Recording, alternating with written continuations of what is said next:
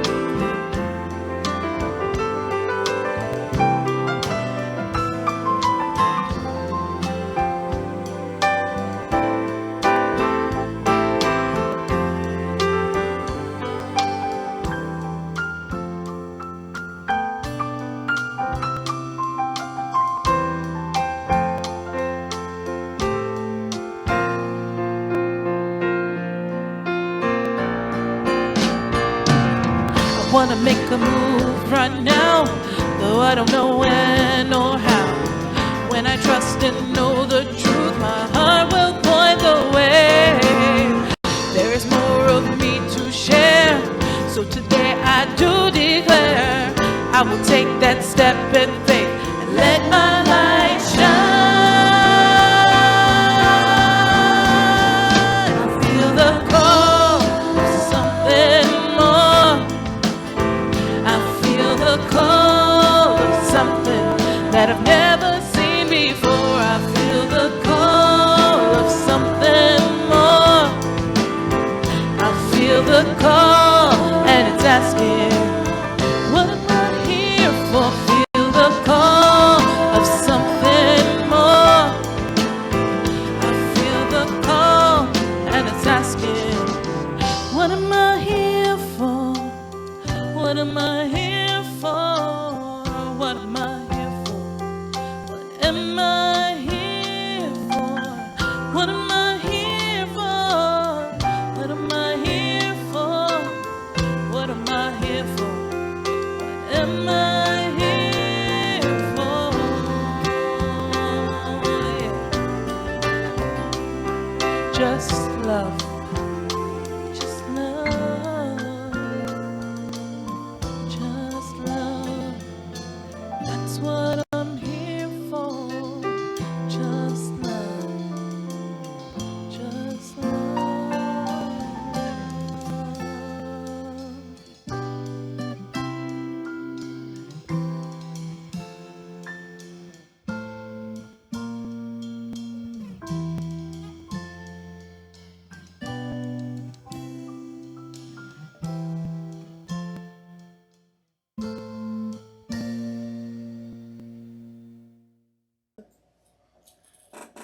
Good morning and welcome to our Sunday celebration. As always, I am so glad to be here. I'm a little casual today because we're going to be talking about prayer and meditation. And I know a lot of times, if you're from a traditional church, we think about that holiness of prayer and we've got to be in our Sunday best, or as my wife used to say, that church hat and all of that. And I wanted to just show up today casual, knowing that prayer and meditation is part of everyday life as we visit principle number 4 of the Unity Principles. As always, I am Reverend Richard Pacheco, known as Rev Rich, and I am so glad that you're going to be here for us for the next 45 minutes to an hour as we continue our series on the Unity basics and especially the 5 principles of unity. With that being said, I hope that you took the time to share and like and do all the stuff prior to getting here today. If not, go ahead and do that real quick. But for now, let's go ahead and just take a moment in prayer. Let's close our eyes and just breathe in, knowing that we were divinely guided to be here today. Whether you're watching this at Sunday live at 11 a.m. or you're watching this later on in the weekday, doesn't matter. You're getting the same message, the same feeling. You're in oneness with us. Energy has no time or space. We are here together, and being divinely guided to this place is the most important gift for ourselves, because we get to learn with an open heart and open mind. We let go of all those judgments we have that have been brought to us from the outside of us, and know that that beauty and strength is already in us. And we affirm knowing that that is God working through us. That is Spirit working through us, the universe working through us, Source within ourselves, allowing us to co-create our lives in this time. And we show gratitude for the chance to do that. We show affirmations for the decision to do that. And know that we are grateful for what already is and where we grow from here. So we say, it is already done, and we let it be. And we affirm our prayer today with an Ashe, So Mote Be, and Amen. And I know some of you are nodding because we have an early church, because our hours were changed. But I'm so glad you're here. And we're off to our next song.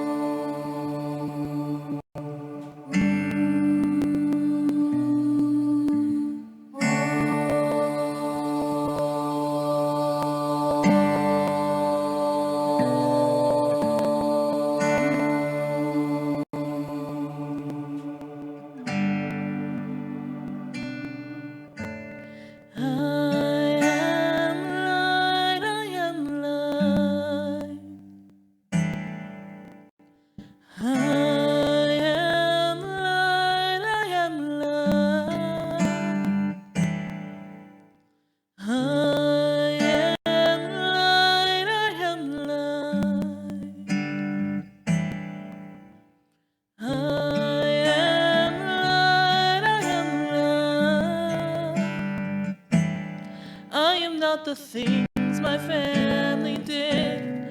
I am not the voices in my head. I am not the pieces of the brokenness inside.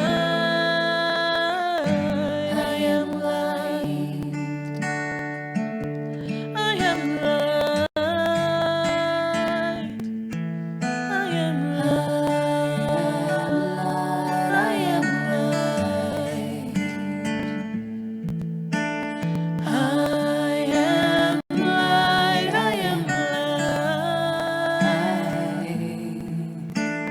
I am light, I am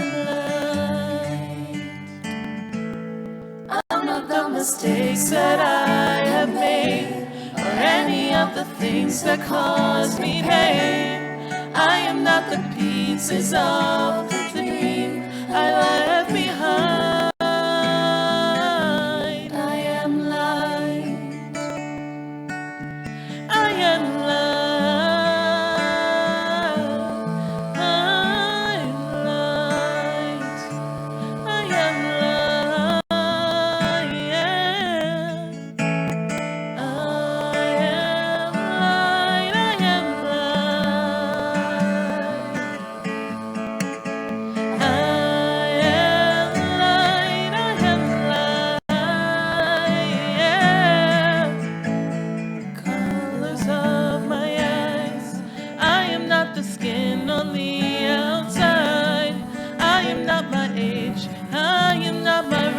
my soul inside is all light. All light, all light, yeah, all light. I am light, I am light. I am light, I am light, yeah. I am divinity divine. I am the gun on the outside. I am a star, a piece of it all. I am light.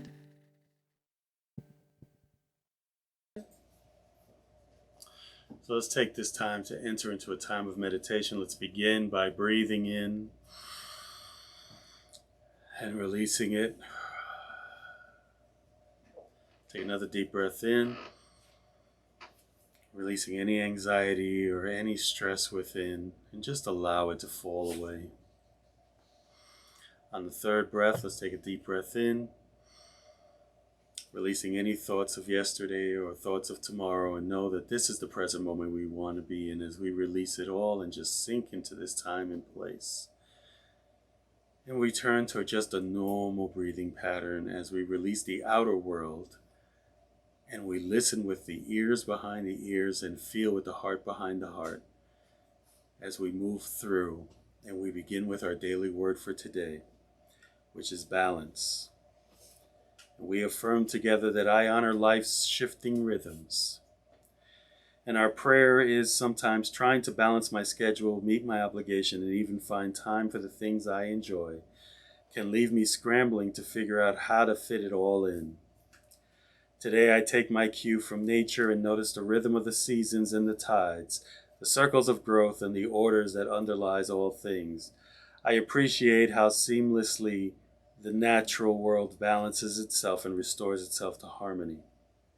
The gift of harmony and balance lives in me. I honor myself when I flow with it instead of forcing my will upon it. I listen to my body's many signals. I rest where I am tired, eat when I am hungry, and socialize and seek solitude as I need to. And as I care for myself, I find balance. And from Ecclesiastes 8:15, we enjoy the verse, for there is nothing better for people under the sun than to eat and drink and enjoy themselves. We take a moment to acknowledge that we are in a presence of source of goodness and that we are divinely called to this time and place and presence to release all that has been bombarding us. We know there is so much outside of us negating the true beauty within ourselves. Every challenge, every encounter that we have had is a lesson and a gift to our lives. It is not for us to run from, but to learn from, to grow from. It is for us to take that next step, knowing that we are truly guided by the divinity within ourselves.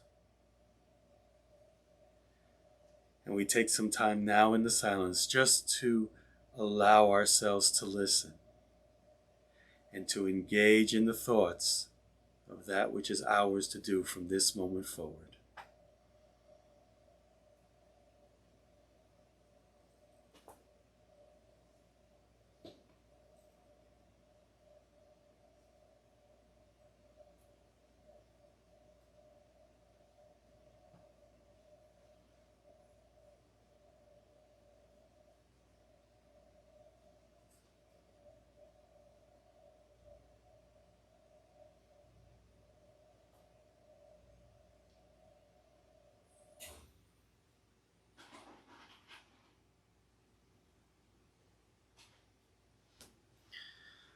We know that fear and doubt and scarcity are all the adversaries within ourselves, based on outer thinking that would have us run or fight against.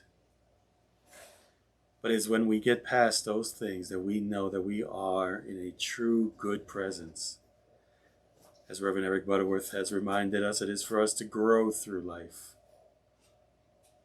And that is ours to do. We are so grateful for that opportunity, for all the lessons we received. When we listen with an open heart and mind, we listen and we learn and we grow and we move forward in divine path, knowing that all that is continues to grow and blossom. And it all begins with ourselves. And again, we are grateful. Take a deep breath in, feeling that sense of gratitude as it goes out into our world from our heart center. We say thank you, thank you, thank you. And so it is. And so we let it be. Amen.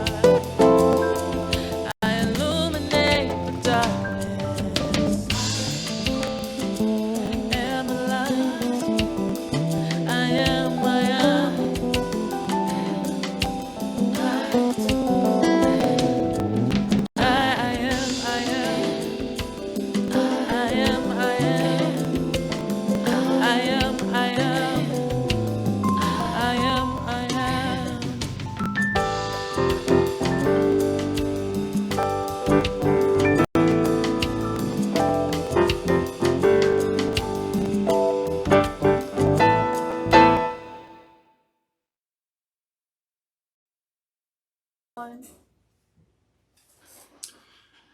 Hey, and welcome back for our lesson today as we talk about principle number 4.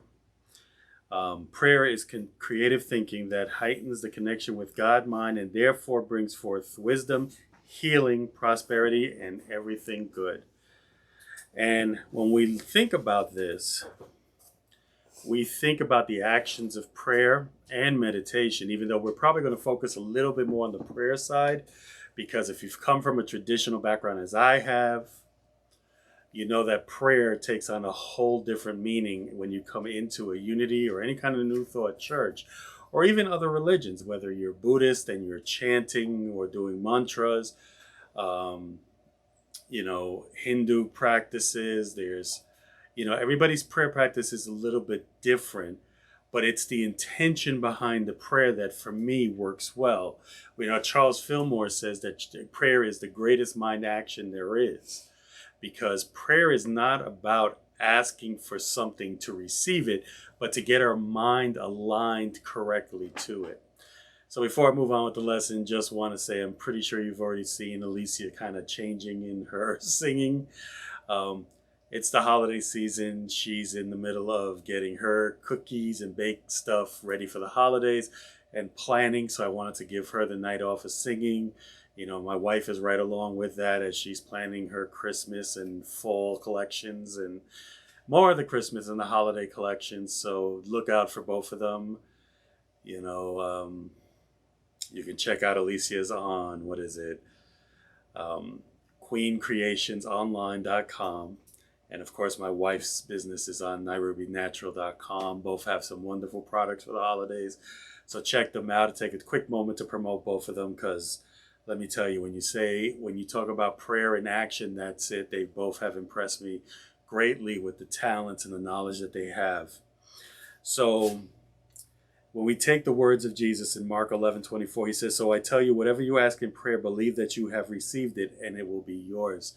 We've heard so much about the law of attraction. We've heard so much about, expression and unity. We've heard so much, but how do we get there?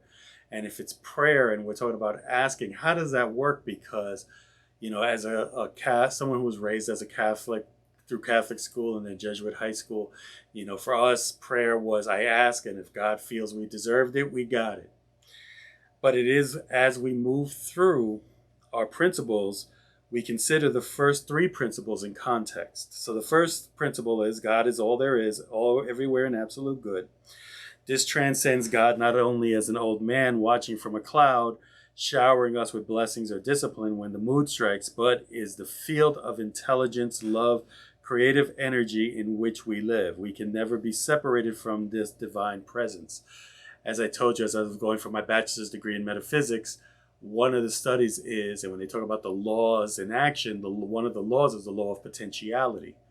And that's what we call God, that field of energy that has every potential to be what it can be. 2 is we are expressions of God, like waves in the ocean. We are divine at our core. The immanent or personal God is within ourselves. And part 3 is we create our own experiences when we focus on something and, consciously or not, draw it forth from a field of limited possibilities, or God mind. In this sense, we are co-creators with God. So prayer, if you think about it in the sense that we're speaking of, puts our beliefs in the first 3 principles to the test. Because every time we go to pray, we need to revisit the first 3. Do I understand what God in me is and what this potentiality is? Do I understand that I am good no matter what the world around me is telling me, no matter what box I'm not fitting into this week? That I know that I am inherently good because I carry that divinity within myself. And finally, that my thoughts are things, that energy that comes from my thoughts is there. We talk about the law of attraction, as I said, and, even I, as a former Catholic, believe that I can petition God, even bargain with God to get certain things. And in fact, in my, minor investigation into prayer and bringing things about. It's come to my attention as we believe, we'll see. And we know that The Secret was one that introduced us to that: believe, feel it, believe it, claim it, so forth and so on. And we know that the movie itself kind of missed on the point of action or taking action behind what you're being told. But that's something that we want to discuss here. We know that people who say we don't believe in God, a lot of times is because they immediately go back to that caricature of that man in the sky. I'm trying to remember who the minister was who wrote the book, and she said she hated being asked what she did for a living, because if she was on a plane and somebody says, "Hey, what do you do for a living?" and I say I'm a minister, they immediately go to, "Well, I don't believe in that God," or "What kind of God?" or "Am I the," and they try to put you in a box. And she explained to him what she would ask them, "Well, what is God to you?" And that person would say, "Well, this and that," and they would all put their own thing to it. She goes, "Oh, that's interesting. Well, here's what my God is." I love the Rosicrucians because they use a mantra that says, "May the God of your heart or your understanding forever inspire you." So I want you to think about that as we move through this. So it says, to acknowledge that we ourselves have been brought into the world everything less than good, and to forgive ourselves for all the blame that we have attached to God or others for the sorrow and suffering that have come to us, are very important steps in preparation for prayer. This was from the book Effectual Prayer by Francis Folks. And as your idea of God begins to change, you start to see that even your prayers begin to change. But the problem is, and this is something I ran into for a long time, is that we begin to feel empty because we're so used to praying to something outside of us and waiting, that when we were taught that it's all in us and we start to pray, we feel an emptiness, like there's nothing there anymore.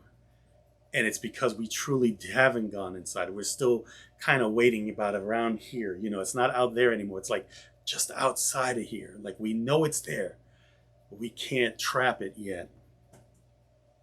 We know the word prayer. If you've ever looked in any of Jerome Lamza's works, or Eric Derrico has done the work in the Lord's Prayer, and the word pray is to trap. And what we mean by trap is, as we enter into prayer, we're trapping that feeling of the beloved. So when we use the word Abba, the Aramaic word Abba, a lot of people immediately go to the word daddy, but in reality, it is the love of a father, a love of a mother, a love of your partner, that love within each other that you're bringing into this peaceful nature. You're releasing any outer thoughts of that, and just know that love is there. And again, it's not always about emotional love, but that power of love, that's one of our 12 innate powers that we tap into, knowing that we become part of this presence. And those hand motions actually helped me a lot, because it allowed me to keep coming in and reminding myself to bring myself away from here. Not to worry what other people are telling me, what other people are saying I've done wrong. And the worst, the adversary in my own head who tells me that I'm doing something wrong or I'm not good enough. I have to let that go and know that I can do my best and release the rest. So we know in John, we hear where it says, in the beginning was the Word, and the Word was with God, and the Word was God. And the word, the Greek logos, is translated into the word, but means much more. The original definition of logos implies the consciousness intent behind the spoken word. It connotates the creative power of thought. See, as I got interested in prayer, and in fact, I have to thank Reverend Melanie, because I've been kind of wrestling with what my thesis will be for my master's degree, and I thought of prayer and manifestation. Because one of the questions I always had was, yes, I've seen many people pray and nothing ever happened. But I've also seen people pray and things have happened. And for me, it comes back to that intent. What was their intention? What was their belief behind that prayer? Jesus again tells us that your Father knows what you need before you ask him. So whatever you ask in prayer, believe that you have received it and it will be yours. You're moving into a place of consciousness, not of lack or scarcity, but of that it's already done. And you hear it in unity in all our prayers and all of that going on. We affirm our well-beings, that our needs are filled, and that there is no lack in the universe because the universe senses our vibrations. Prayer is more than the words that we utter between dear God and amen. Every thought, every feeling is a prayer.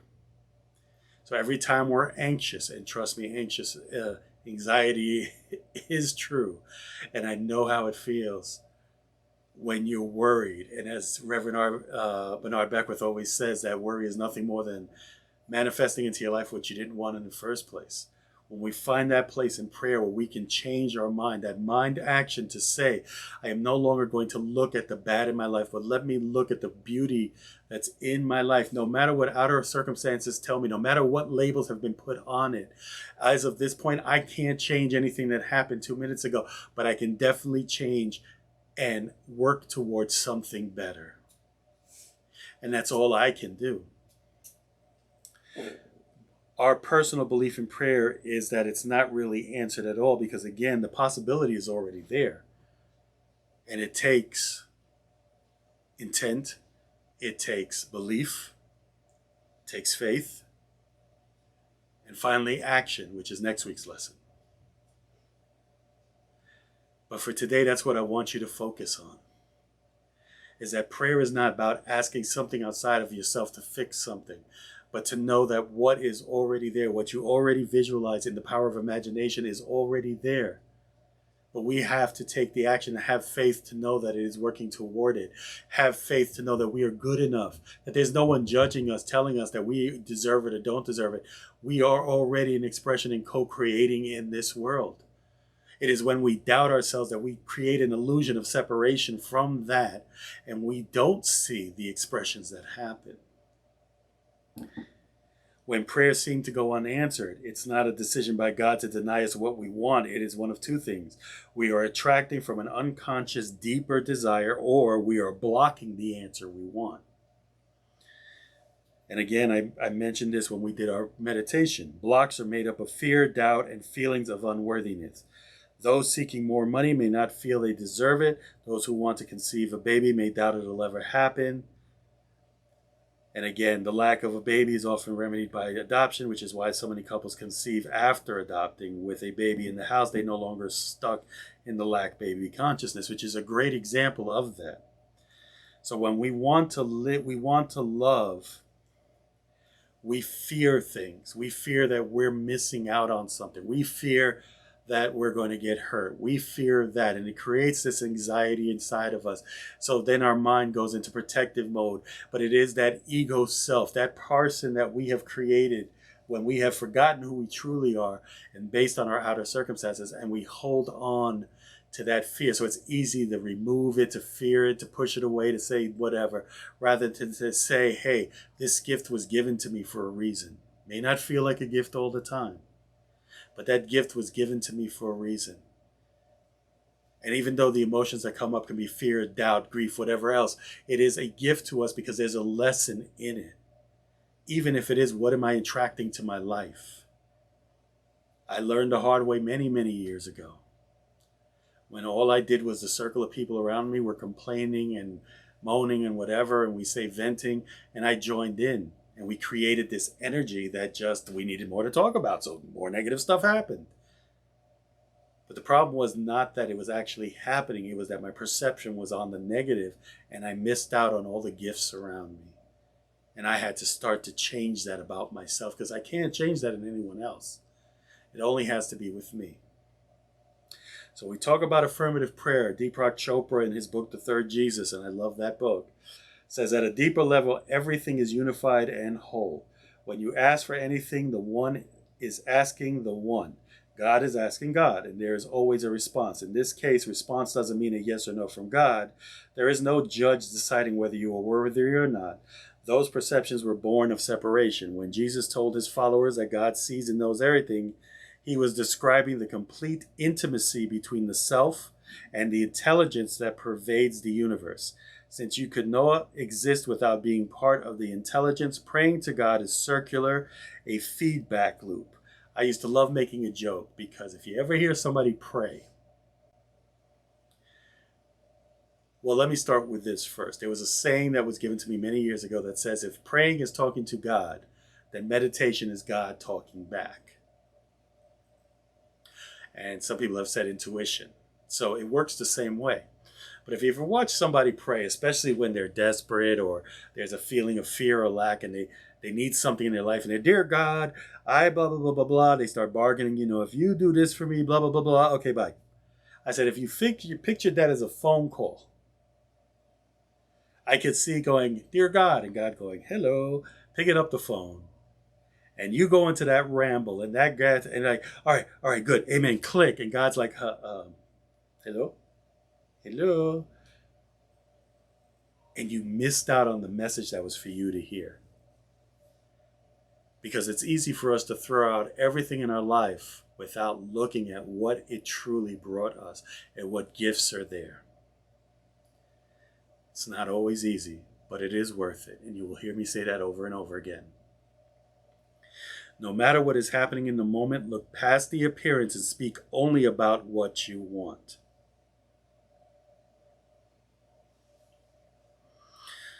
The Greek and Hebrew words that are translated for ask in the Christian Bible connotes a demand or a claim. So you want to claim what you want. So if I feel anxious about something, I find that, write it down, let it out, whatever I need to do in that moment. And then when I enter into my affirmative prayer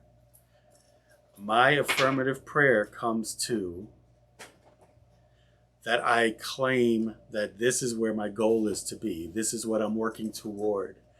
I've had some great things happen to me over the last couple of weeks with me moving from one consciousness to another. And again, I claimed it.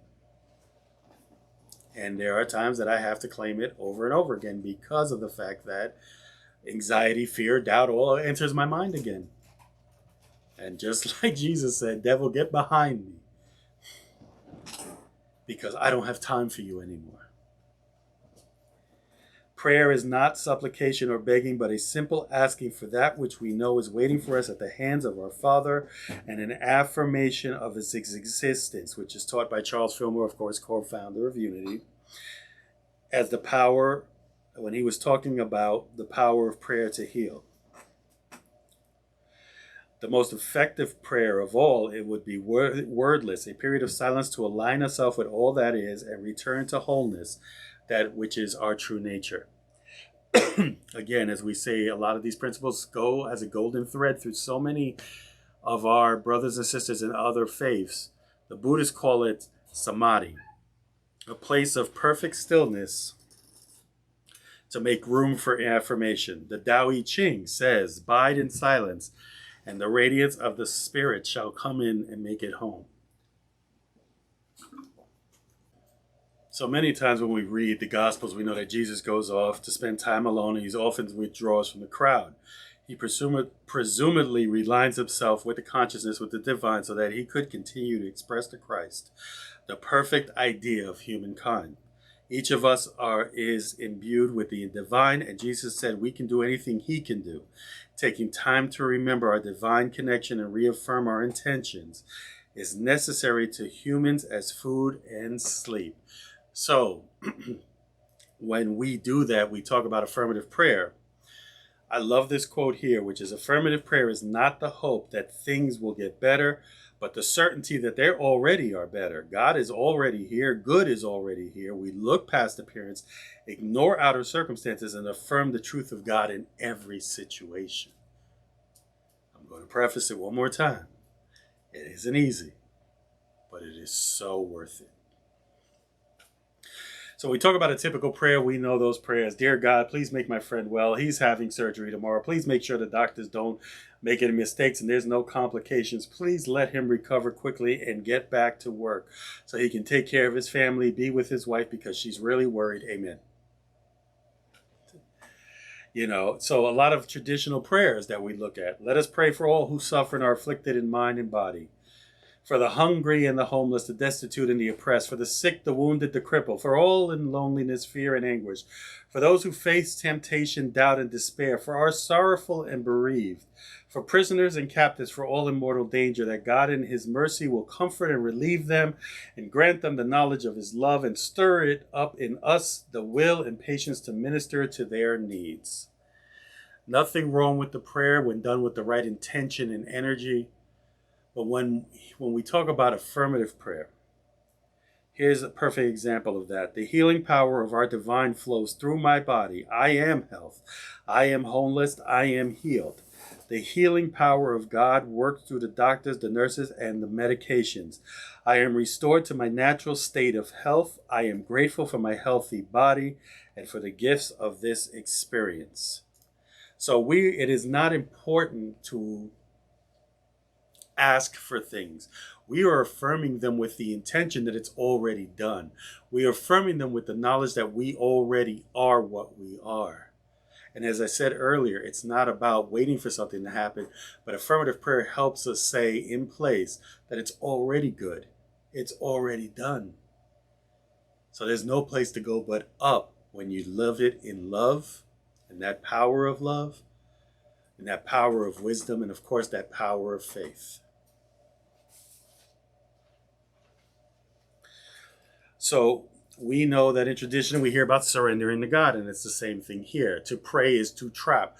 We allow our outer senses to leave, we let go of it, and we center ourselves into this place, this time, because we're surrendering ourselves to this moment. Because it's when we hold on to our past mistakes, our past hurts, our past whatever, that it's like a car haven't had his oil changed in a while. It's driving kind of slow and you don't understand why, because it's dragging something along. Or if you ever were in the Bugs Bunny cartoons, you remember they used to tie an anchor to the back of the cars to slow them down. And when you live too far in the future, you know what you want to do, but when you're worried about that you're never going to get there because you're allowing the past to dictate your future, because of that, you're missing this whole step of the presence. And this becomes anxiety. I'm worried. What's going to happen tomorrow? Surrendering to God is not an abdication, throwing up hands and saying, you take over. Instead, being God. It is living as Jesus did from the inner well of compassion and equanimity that can carry us through most difficult challenges. It is going inside ourselves.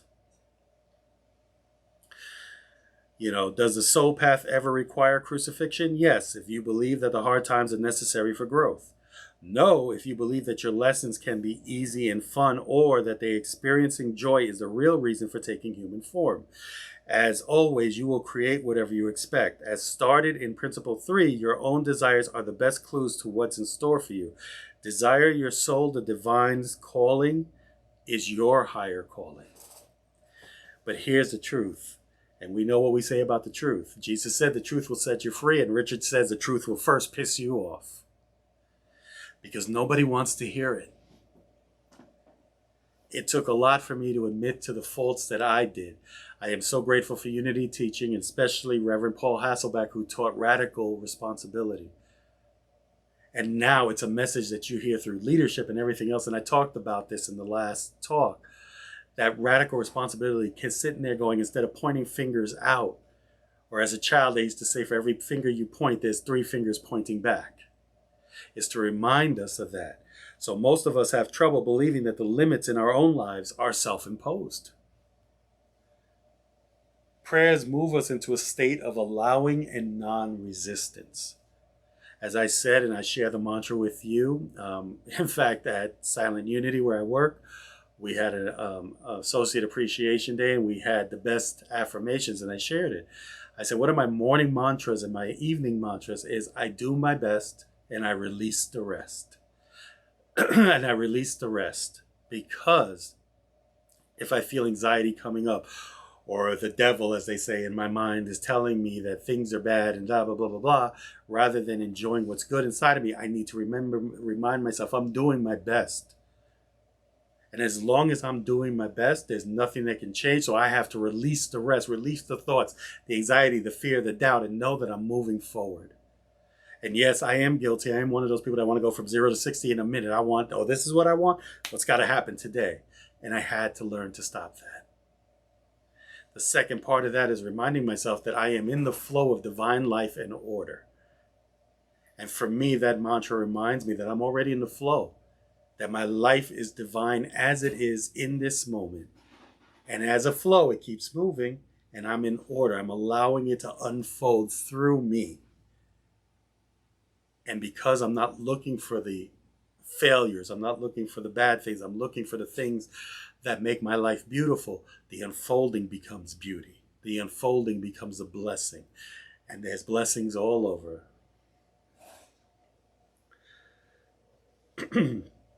So we know that Jesus said it is the Father's good pleasure to give you the kingdom. Jesus said, and the kingdom is already among us. We only need to open ourselves to it. And that's what we need to stay with, is remember that when we are open to it, when we shut ourselves down, when we shut our consciousness down, or as I say, move into victimhood, where it's easy enough to blame, to blame everything around us, to say that everything's happening to us, then we lose out in that divine messaging that comes and says, no one else is doing this to you. And in fact, it's only your beliefs that can be readily moved, that says you've got everything you need and you're ready to be so much more. So if this is the case, a lot of people have asked, but why pray for others? And prayer is the energy of our thoughts and feelings, and that energy can be directed towards specific outcomes. It can bolster the intention of the person we are praying for. For instance, if a friend is in the hospital, has the intention to recover, we can add our energy to that healing process. But the truth is, on the other hand, if our friend has made a sole choice to leave human form, our prayer won't keep him alive. Ultimately, the outcome are up to each individual higher self. And what happens is that when we pray for others, we project our own worry and our own insecurities and our own opinions on people. One of the toughest things I had to do, and I'm not going to share the whole story, was I was at work, and I remember my wife was dealing with her mother in the hospital and pretty much in hospice care. And someone taught me something called a letter to an angel, which is pretty much an affirmative prayer. And I knew that when I prayed, I could not pray because I was in the place of becoming a minister, that I needed to put this to practice. And I prayed, and I remember one of the lines was, it is your choice. If it is your choice to leave, then please do so peacefully, so that your daughters may grieve and celebrate your life. But if it is your choice to continue to fight, then come back so that they have a chance to say goodbye and be with you in that time. Because I came to that understanding that no matter who I pray for or whoever it is, I can only pray from here. But it's ultimately the person's decision whether they want to go or not. And I shared this other story with someone else about a young lady who I worked with who had back pains, chronic back pains. And finally, after years and years of medical testing and treatment, they found out she was at stage 4 cancer, and there was nothing more they can do for her. And she literally passed away the next day because her mind had already given herself the option to say, you know what, I'm done. No amount of praying that we could have done, no amount of treatment we could have done would have stopped her if that was the decision she did. So when we pray, we are praying to add to the energy. But ultimately, it is for us to see it right.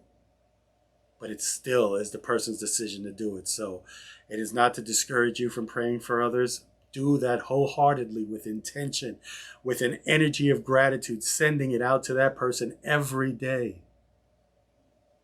At night, I do a prayer of gratitude for my family in its entirety. my wife, my kids, those that are distant from me. I pray for, affirming wellness over them. I pray in affirmance of gratitude of other things in my life. In the morning, I pray for the affirmation of a great day, that I may be open to what is mine to learn, and I am open from what is mine to serve. But no matter what I say in the words, if the intention and the energy behind it is not there, none of this comes into fruition, and I cannot express the trueness of myself to this world. And that is what we're here for. That is what you're here for. So once again, the truth is that if we hang on to the past or we worry so much about the future, we miss the chance to truly express who we are in this present moment. And there are so many people out there looking for you right now. And most important is that you're looking for your true self. And the problem is he's and she is already there. I can see it. And I truly know that when you release that outside of yourself, you can see it. Eric Butterworth wrote in his book, and this is a great book on prayer as well, The Universe is Calling. He says, when you worry about a loved one, the child on the way home from school, the wayward youth who has run off to some commune, the husband with the alcoholic problem, the friend in the hospital, you are putting the full weight of your consciousness on the side of their difficulty. You must heal your concern. You must let go and release your loved one into God's care and keeping. The work to be done is in you, on your consciousness, not the other person. An alternative might be to ask for prayer from someone less emotionally involved in the situation. In fact, the less detail that is offered, the easier it is for the person praying to focus on the highest and best outcome without forming an opinion about what is needed. And she actually writes this here, and it's exactly what I was going to say. It says, in our church, our prayer team received a very non-specific list of prayer requests to hold in consciousness for the week. And the list is Anne, healing; Bob, guidance for a new job; Kathy, peaceful relationship. It is not necessary to know the person or the circumstances for prayer to be effective. Let others stand in faith for you when you are too upset or scared to rest in divine peace. As this ministry grows, I would love to see many come and be trained as a prayer chaplain or be part of a prayer team. Now, the prayer team, as I said, they're the ones that receive, Richard, inner peace, Alicia, guidance, whoever. And they receive one-word answers because it's not for them to know anything about the circumstances that will cause them to pass judgment, but to actually send the energy necessary for. So I see Alicia fully guided in whatever she is doing, and knowing that in divine order it all unfolds for the best of her. I don't need to know the circumstances. Prayer chaplains, on the other hand, take a longer course, have to take prayer classes, because they do listen to the entire story, and we try to help those that we pray for release that story and to affirm the truth of their being. Does that mean that we force them to do it? No. It means that we try to be there to help them. And in turn, we also release the story for them from our own consciousness. From Healing Letters by Myrtle Fillmore, Spirit intends you to be radiant center that will draw you to wherever you need to be well, strong, and successful and prosperous. So we talked a lot about prayer today. And like I said, we talk about praying and meditating and using affirmative prayer and meditation to move ourselves in consciousness. So the meditation part of it, like I said earlier, if prayer is us talking to God, which in this case is us affirming through the God within ourselves, that force and that service that we're able to co-create, that meditation is us moving into a silent place, finding the gaps between the thoughts so that we may hear. We don't hang up on God. We hear what needs to be and for us to do. And we know the difference between the individualized ego, which took cues from the outer world, and know what's divine within ourselves. Once again, not easy all the time, but definitely worth it when you move into that state of consciousness. So let's just take a quick moment, just breathe into this center and this time, and we just meditate together as we say, in the stillness of our heart, we turn to God within. In our heart, we know our oneness with divine. In our heart, we fear nothing. We want nothing. We lack nothing. In our heart, we rest in the awareness of God's unyielding presence, and I will take pleasure in our communion. Our soul is the divine. Our highest self is our access to God, the Christ within ourselves. We are an opening for God on earth, and we let divine light and love flow through us into the world. We surrender to this knowing, to this purpose, and to the blessings that flood our being as we allow the flow of Spirit in and through us. And as we said before, the truth will set us free, but first it will piss us off. But it's easier to know that the gifts are already here than to throw everything away and losing the lessons and the growth in ourselves. Fear is only facing everything and rising when we release false evidence appearing real. When we stop doubting ourselves and know.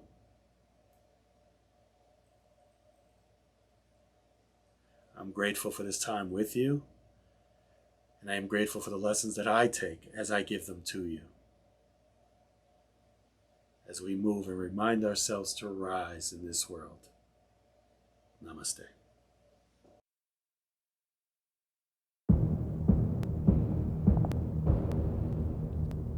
I won't just survive.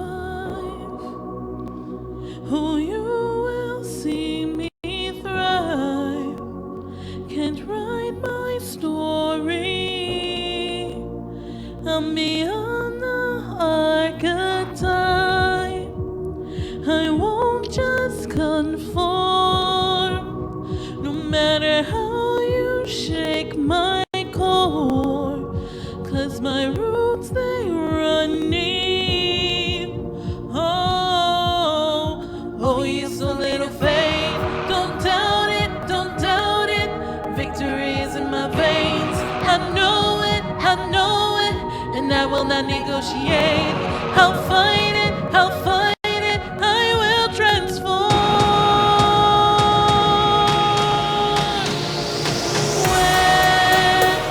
When the fire's at night, beating in, and the vultures all start circling, they're whispering, you're out of time, but still I rise. This is no mistake, no accident. When you think the final nail is in, think again. Don't be surprised, I will still rise. I must stay conscious through the madness and chaos. So I call on my angels.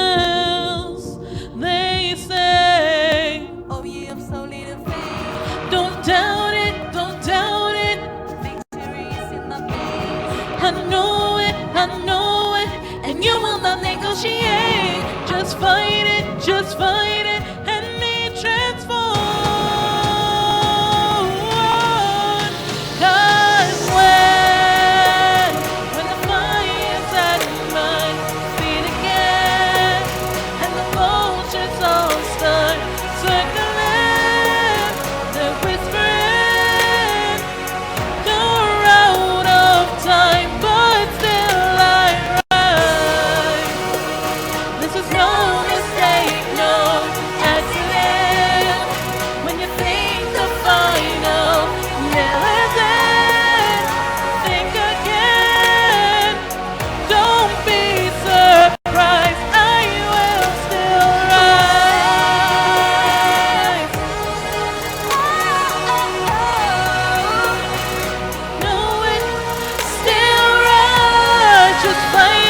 just fight it. Don't be surprised, I will still rise.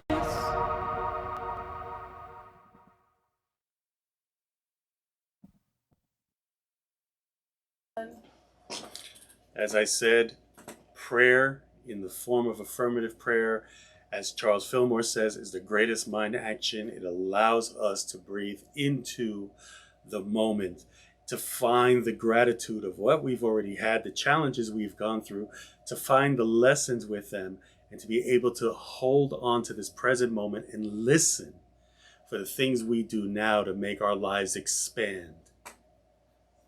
And in that, we see that, as the song said, we rise in the occasion.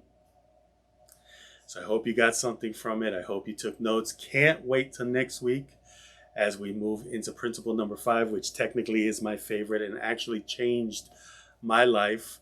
Like anything else, it was a step. It wasn't a total, but it was a step. Like everything else in life, it made me reevaluate the way I was taking in my knowledge and what I was doing with it. So I hope you join us, and we may be having some fun. We may end up going to church that day. So with that being said, this is a time where we give you a chance to practice giving and receiving. Our website is back up, so of course, weesc.org if you want to donate there. If you're on our YouTube channel, right at the top, there's a donate button, and in the About section is also a donate button. Again, we're grateful for everyone who has helped us out as we continue to build and move toward a further ministry and growing this ministry to what I envision it to be. And with that being said, let's take our gift in our hands, whether it's virtual or physical, and just say, divine love as me, through me, blesses and multiplies all that I have, all that I give, all that I receive, all that I circulate, and of course, the knowledge of who I truly am. And so it is, and so we let it be. And we know, because we say it is, the money's going out to do the good work that is to be done, whether it's our spiritual center that you're attending or it is helping us out. We are doing the work and getting the knowledge out and hoping to change lives one consciousness at a time. So with that, I am so grateful for you being here today. As always, I love you. Nothing you can do about it. And I will see you next Sunday. And as we leave today, let's join in as we say, the light of God surrounds us. The love of God enfolds us. The power of God protects us. The presence of God watches over us. And wherever we are, God is. And all is well. And we are so grateful. And we remember, as God's greatest expression, we know wherever we are, we're expressing God through us. And I love you. Namaste.